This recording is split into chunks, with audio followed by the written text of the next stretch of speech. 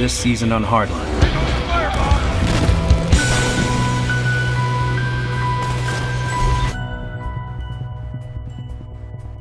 We all know the Battlefield experience, we all love it, and we wanted to add our own touch to it, and that's the cops and criminals fantasy. Suspects are armed and dangerous. I think hardcore Battlefield fans are going to like the change of pace. We had the opportunity to speed up the multiplayer and slow down the single player and add a visceral stamp to it.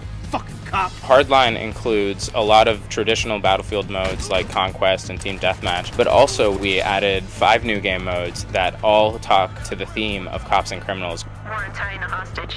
We iterated through a lot of different modes. We did a lot of different play testing. We play test our game every day. I think they're gonna try a zip line from the roof, but we can cover it if we stay on this street. I got that angle covered. They're coming up here. Price is down, price is down. Oh, I'm down, I'm down. They had an extra player. Wasn't fair. Legs go up in the air.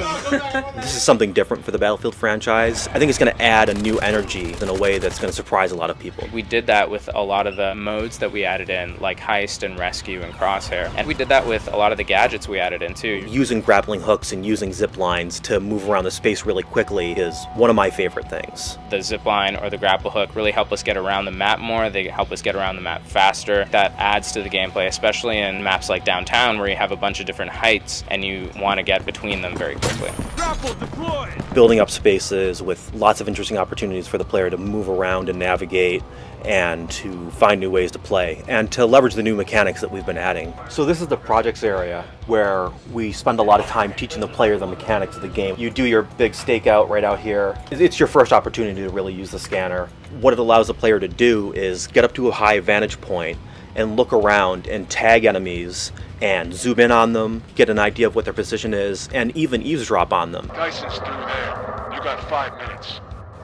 All I need. In Hardline, there's always a strategic choice in any mode that you're playing. You're less inclined to run into a space and just start shooting. We've balanced the game to make it much more non-lethal. This area up here is where we teach distraction. It's not necessarily a weapon, so you don't get a targeting reticle, so we have to do a lot of things to teach them where the actual distraction shell casing is going to go. Nice.